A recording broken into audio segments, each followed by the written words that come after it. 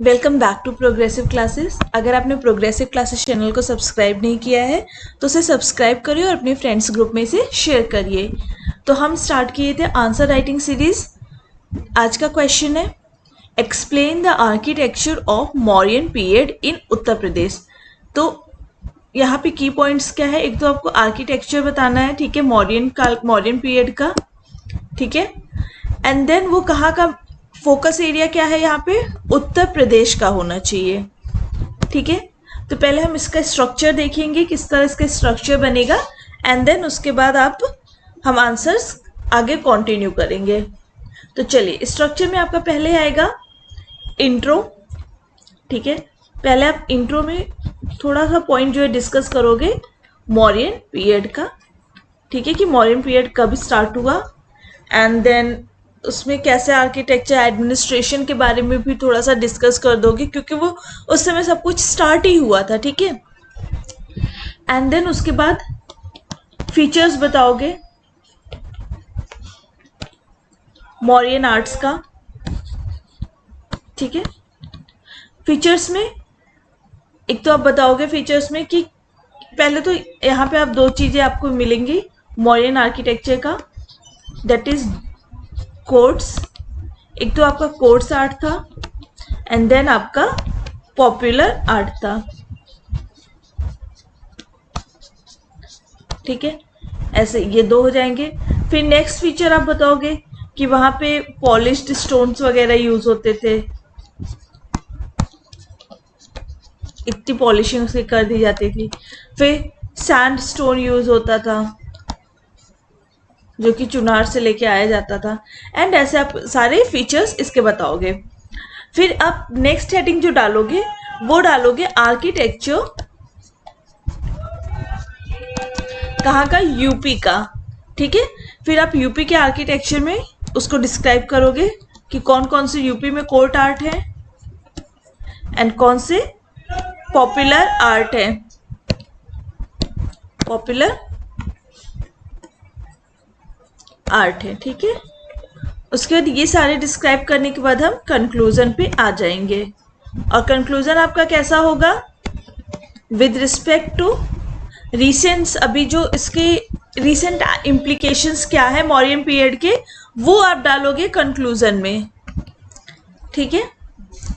अब हम एक फ्लो चार्ट देखेंगे जब हम फीचर्स में बताएंगे कोर्ट आर्ट, और आपको जब कोर्ट आर्ट और जब बताएंगे कि जैसे ये देखिए मौर्यन आर्ट है, इसको हमने डिवाइड किया,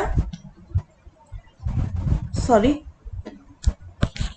आप इस तरह से बता सकते हो इसको कि ये मौर्यन आर्ट हो गया। ये आपका एक बॉक्स ऐसे बना दो एंड देन आप ऐसे डिवाइड करके ऐसे आप सिंपली दिखा सकते हो, क्योंकि बहुत ज़्यादा तो डिस्क्राइब करने की जरूरत यहाँ पे पड़ेगी नहीं फीचर्स में, तो आप इस तरह उसको दिखा सकते हो कि फिर मौर्यन कोर्ट आर्ट जो है 3 में डिवाइड हुआ, stupa, palace and then pillars, ठीक है। ये आपका कोर्ट आर्ट हो गया, एंड देन केव्स में दिखा दोगे, केव्स सॉरी पॉपुलर में दिखा दोगे, केव्स हो गए आपके, पॉटरी, स्कल्पचर्स। इस तरह से आप फीचर ऑफ मौर्यन आर्ट्स को इस तरह से आप शोकेस कर सकते हो, ठीक है। चलिए अब आंसर देखते हैं, बाकी मैंने फॉर्मेट आपको बता ही दिया। स्टार्ट करते हैं। तो इंट्रो में आप क्या लिखोगे, इंट्रो में आप लिखोगे कि मौर्यन पीरियड जो स्टार्ट हुआ वो 3री शताब्दी में स्टार्ट हुआ था, ठीक है। मौर्यन पीरियड जो है सिर्फ आर्ट और आर्किटेक्चर के लिए नहीं फेमस था, बस ये अपने एडमिनिस्ट्रेशन के लिए भी फेमस था। फिर नेक्स्ट पॉइंट आपका आएगा कि वो सिर्फ बुद्धिज्म को नहीं प्रमोट करते थे, वहां पे देखा गया था कि वो एम्ब्रेस करते थे किसको, जैनिज्म और आजीविकास को। तो यहाँ पे आप ये भी सेंटेंस लिख सकते हो कि वो जो है वहां पे आपको देखा गया था रिलीजियस टॉलरेंस, ठीक है। तो ये आपका थोड़ा सा रिसेंट के टाइम का हो जाएगा, मतलब उससे थोड़ा कोरिलेट हो जाएगा। फिर लिखोगे द पैलेस ऑफ एम्परर, जो अशोका था उसका जो पैलेस था, महल बना हुआ था उस टाइम पर, उसको फयान ने देख के क्या बोला कि इस तरह का बिल्डिंग किसी इंसान ने नहीं बल्कि भगवान ने बनाया होगा। तो ये स्टेटमेंट आप जरूर डालना आर्किटेक्चर में, ठीक है। फाइन।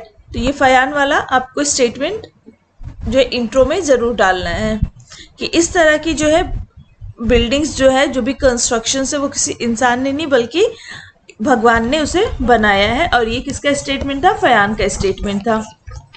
फिर नेक्स्ट पॉइंट पे आएंगे, फीचर्स। मैंने आपको बताया कि फीचर्स आप कैसे करोगे, कोट आर्ट, उसको आप फ्लो चार्ट में शो करोगे तो वो ज़्यादा ही देखने में अट्रैक्टिव लगेगा। आगे मैंने पीछे बता ही दिया था आपको कैसे करना है। तो यहाँ पे देखिए, अब ये आर्किटेक्चर के बारे में कहाँ से हमको पता चला? द एविडेंस ऑफ जो है planned architecture of modern period है, कहाँ से पता चला? मेगास्थनीज के बुक से, इंडिका से, ठीक है। और इसको जो है दो फॉर्म में डिवाइड किया गया है, एक कोर्ट में और एक पॉपुलर आर्ट। कोर्ट आर्ट वो होता है जो किंग्स वगैरह पैट्रोनाइज करते हैं, और पॉपुलर आर्ट जो कॉमन पीपल या इंडिविजुअल्स बनाते हैं। तो आपका कोर्ट आर्ट में हो जाएगा पैलेसेस, पिलर्स, स्तूपास, और पॉपुलर आर्ट में आपका हो जाएगा केव्स, पोर्ट्री, स्कल्पचर्स, ठीक है। और भी नेक्स्ट फीचर्स क्या लिख सकते हैं कि वहां पे जो है इंस्टेड ऑफ यूजिंग ब्रिक्स और स्टोन क्या यूज होता था? वुड का यूज किया जाता था, ठीक है, महलों को बनाने के लिए। ईंटें और पत्थर का जगह क्या यूज करते थे? लकड़ियों का यूज होता था बिल्डिंग्स बनाने के लिए। नेक्स्ट आते हैं, हेडिंग होगा आपका, ये तो आपने यहाँ पे इतना डिस्क्राइब कर दिया, ठीक है। अब आपको इससे ज्यादा यहाँ पे फीचर्स में लिखने की जरूरत नहीं है। अब आएंगे नेक्स्ट पॉइंट, यहाँ पे है आपको हेडिंग डालोगे Mauryan art and architecture in Uttar Pradesh. अब हम मेनली जो हमारा क्वेश्चन क्या पूछा था, उत्तर प्रदेश का मेन फोकस था, ठीक है। अब हम उसको डिस्क्राइब करेंगे। तो पहले हम कोर्ट आर्ट बताएंगे। ये कोर्ट आर्ट क्या होता है उसके बारे में हमने यहाँ बता दिया कि पैट्रोनाइज कौन करता है? किंग।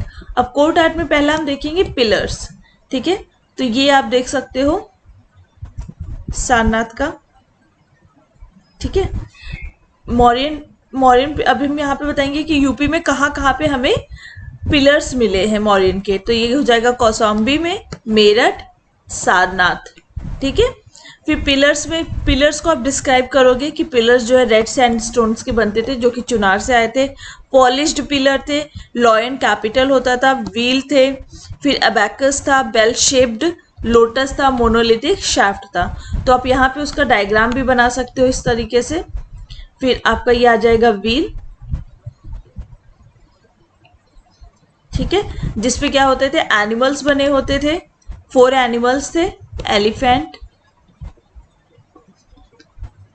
फिर बुल, डियर, लॉयन। और कैपिटल किसका होता था? लॉयन का। वो आप बता दोगे, सॉरी, यहाँ पे आपका लोटस जो है बेल शेप्ड लगा होता था व्हील के ऊपर, एंड देन आपका यहाँ पे कैपिटल होता था जो कि लॉयन था। इस तरीके से आप शोकेस करके दिखाओगे, ठीक है। जब आपने ये पॉइंट लिखा उसके बाद आपका ये डायग्राम रहेगा वहां पे, ठीक। चलिए नेक्स्ट देखते हैं। फिर हमारा दूसरा कोर्ट आर्ट है स्तूपास। वैसे जो है यूपी में हमें पैलेसेस का कोई भी एविडेंस नहीं मिला था, तो जो जो मिला था कोर्ट आर्ट का वो हम यहाँ पे मेंशन करेंगे। तो स्तूपास में देखेंगे, ये है आपका स्तूपास।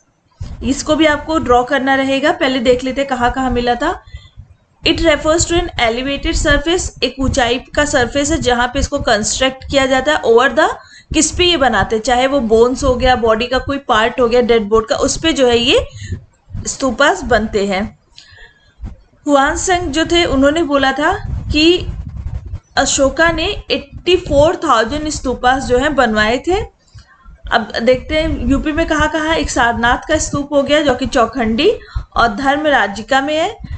फिर उसके बाद कुशीनगर, श्रावस्ती, कौशाम्बी, कपिलवस्तु एंड रामभर, यहाँ सब पे जो है आपको स्तूपास देखने को मिलते हैं। तो यहाँ पे हम मेनली ले लेते जो सबसे ज्यादा फेमस है धर्मराजिका स्तूपा। ये बहुत ज्यादा प्रोमिनेंट है यूपी में, ठीक है। इसका लोअर पार्ट जो है, दैट इज लोअर पार्ट, ये स्टोन का बना हुआ है, एंड जो अपर पार्ट है मतलब ये स्तूप जो है ब्रिक्स का बना हुआ है। बेस इसका सर्कुलर है, वेदिका जो रेलिंग्स बनी हुई है कार्व को किससे, ये एक सिंगल स्टोन से बनाया गया है। धर्मरिजिका जो है ये सिंगल स्टोन से ही बना हुआ है, पूरा इसको ही एनग्रेव्ड कर दिया गया, काट काट के उसको एक ही स्टोन से उसको बनाया गया है। ठीक है। सरकमफ्रेंस मतलब जो चलने वाला पार्ट होता है, जहाँ पे ऐसे गोल गोल घूमते हैं स्तूपास के। फिर तोरनास मतलब गेट। तो यहाँ पे देख लेते हैं, ये आपका हो जाएगा। ये आपको डायग्राम वहां बनाना ही बनाना है। ठीक है। अगर आप ये पूरे पार्ट्स लिख दे रहे हो और डायग्राम में उसे शो कर दे रहे हो तो बहुत ज्यादा उसको डिस्क्राइब करने की जरूरत नहीं पड़ती है। तो देख लेते हैं, ये आपका रेलिंग हो गया। ठीक है, जिसको वेदिका बोलते हैं। ठीक है, ये तोड़ना गेट, एंड देन ये आपका डोम शेप्ड स्तूप हो गया। और सर्कमबुलेटरी पाथ, यहाँ पे जो चलने वाला होता है ये सर्कमबुलेटरी पाथ होगा।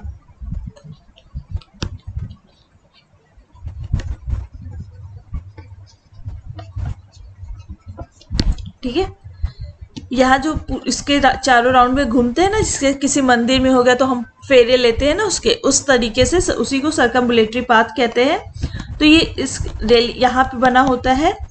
एंड देन ये वेस्ट तोरना हो गया। ये देखिए यहाँ सर्कमबुलेटरी पाथ जो कि वॉकअवे होता है। फिर ये इसके ऊपर जो है ये यष्टि बना होता है, एंड देन छत्र। ठीक है, ये हर्मिका हो गया आपका। ये आपका हर्मिका है, इसके ऊपर ये इस तरह से बना होता है। ये हर्मिका, ये आपका ये स्त्री,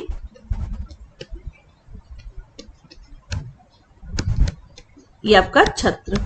ठीक है, हर्मिका, ये स्त्री, and then this one is chhatra. I hope आपको ये क्लियर है। इस तरह से आपका ये पूरा डायग्राम वहां पे दिखाना है। जब बहुत ज्यादा आपको मेंशन नहीं करना है क्योंकि 200 वर्ड का है बस, तो आप इस तरह से अगर डायग्राम में सब कुछ दिखा देते हो तो वो मार्क गेन होता है उससे।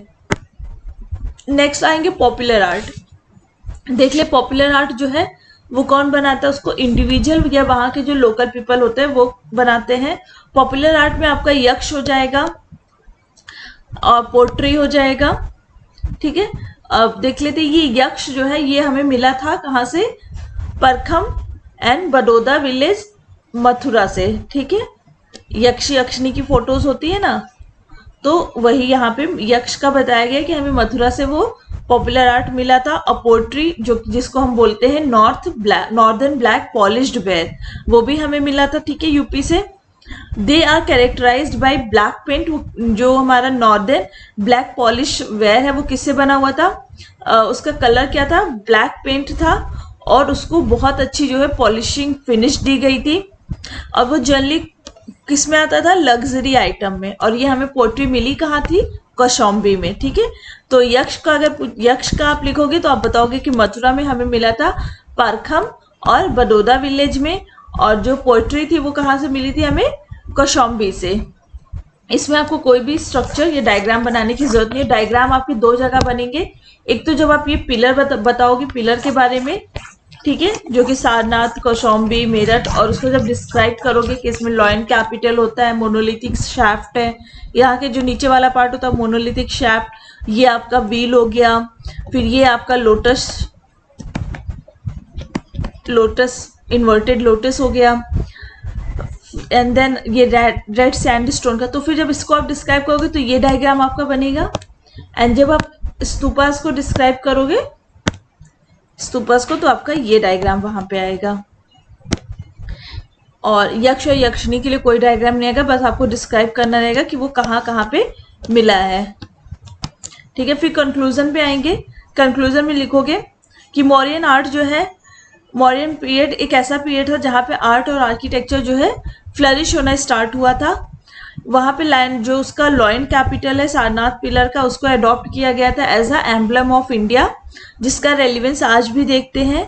मौर्यन पीरियड को ऑल्सो बिल्ड किया था किसमें, कल्चरल डिप्लोमेटिक रिलेशनशिप बिल्डअप करने में मौर्यन पीरियड का बहुत ज़्यादा योगदान है, क्योंकि वहाँ से जो है एक्सपेंशन हुआ था बुद्धिज्म का अदर कंट्रीज में।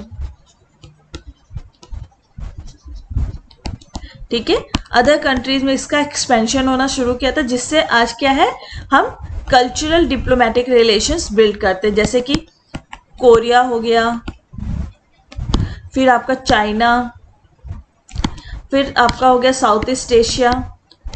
यहाँ सब पे जो है कल्चर रिलेशनशिप बिल्ड करने में हेल्प मिलता है। ठीक है, तो ये एक इंक्लूसिव आंसर है। आप अगर फाइंड भी करोगे ना तो ये आंसर आपको मोस्टली जगह नहीं मिलेंगे इस तरीके से। तो आप इसको देखो और चैनल को भी सब्सक्राइब करो, अपने फ्रेंड्स में शेयर करो और लाइक करो। So that's all for today. Thank you.